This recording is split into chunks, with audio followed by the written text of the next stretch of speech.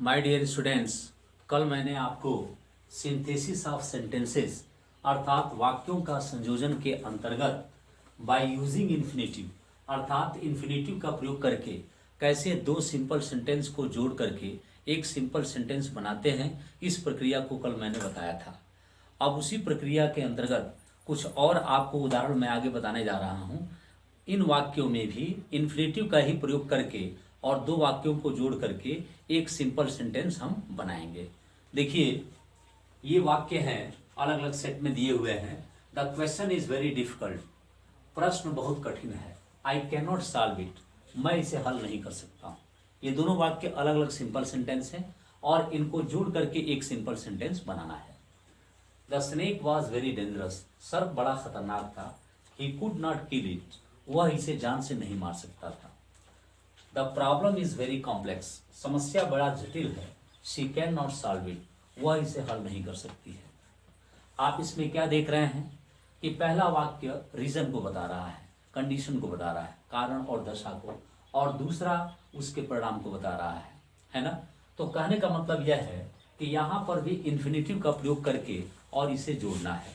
मैंने कल आपको बताया था कि infinitive is a kind of non finite verb and it is form with the help of adding to preposition before the first form of the verb. अर्थात infinitive एक प्रकार का नॉन फाइनाइट वर्ब है और यह वर्ब के मूल form के पहले टू प्रीपोजिशन जोड़कर बनता है।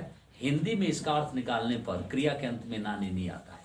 आइए, जो वाक्य कल आप देखे थे उसी से मिलते जुलते हुए ये भी वाक्य है, थोड़ा सा परिवर्तन है और इस परिवर्तन को देखने के बाद आपको पता चलेगा। कल आपने देखा कि दोनों वाक्यों के सब्जेक्ट एक ही थे, लेकिन ये जो वाक्य हैं इनमें पहले वाक्य का सब्जेक्ट कुछ अलग है और दूसरे वाक्य का सब्जेक्ट अलग है। तो ऐसे वाक्यों को कैसे हम जोड़ेंगे, इसका रूल क्या है? देखिए, आपके सामने दिया हुआ है the question is very difficult. यह जो वेरी एडवर्ब है जो डिफिकल्ट को क्वालिफाई कर रहा है, अर्थात डिफिकल्ट एडजेक्टिव है, तो एडजेक्टिव की विशेषता बताने वाले शब्द को हम एडवर्ब कहते हैं। तो वेरी एडवर्ब है। इस वेरी को हम टू में, TOO में, क्योंकि टू का मतलब ही होता है मच, एक्सट्रीमली, तो इसमें बदल देंगे और उसके बाद से क्या करेंगे, यहाँ फॉर लगा देंगे और जो अगले वाक्य का सब्जेक्ट है उसको ऑब्जेक्टिव केस में ले जाएंगे। इसमें लगाने के बाद कैन नॉट को या कुड नॉट को रिमूव कर देंगे और फिर अगली क्रिया को हम इन्फिनेटिव से जोड़ देंगे और जोड़ने के बाद इसको एक वाक्य बना देंगे। जैसे आप देख सकते हैं, इसको लिखेंगे द क्वेश्चन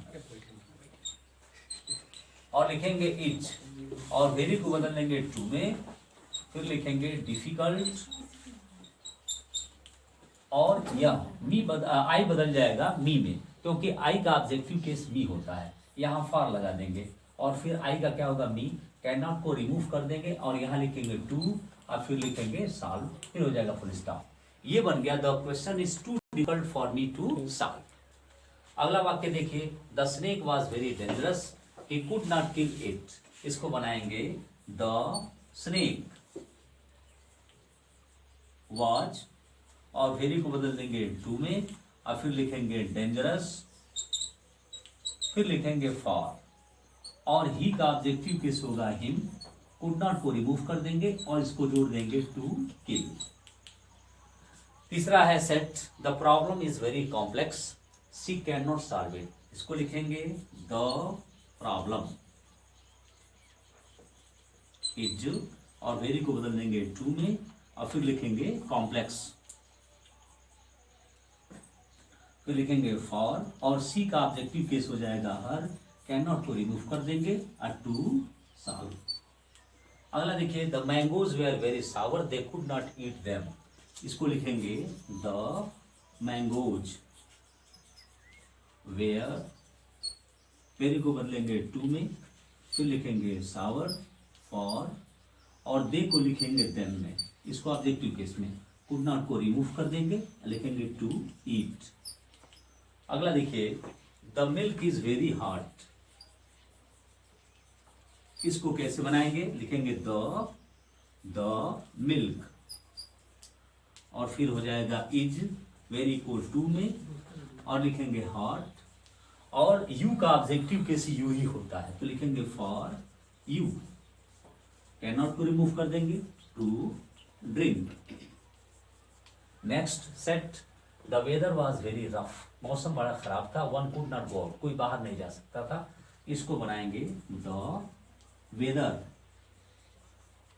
वॉज, वेरी को बदल देंगे टू में, रफ, और यहां वन जो दिया है उसको छोड़ देंगे, इसका वन का ऑब्जेक्टिव केस कुछ नहीं लिखेंगे, और डायरेक्ट ये could not, one could not को हटाते हुए डायरेक्ट इसको इन्फिनिटिव से जोड़ देंगे, टू गो आउट।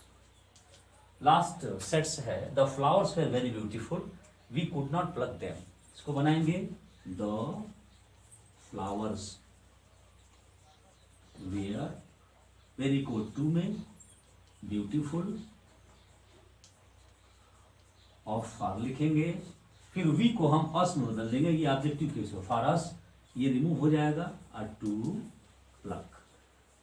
इस तरह से हमने इन्फिनेटिव का प्रयोग करके कैसे दो वाक्यों को जोड़ते हैं उसके कुछ और एग्जाम्पल्स आज आपको बताए। अब इसके आगे फिर कल हम इस पर चर्चा करेंगे। धन्यवाद।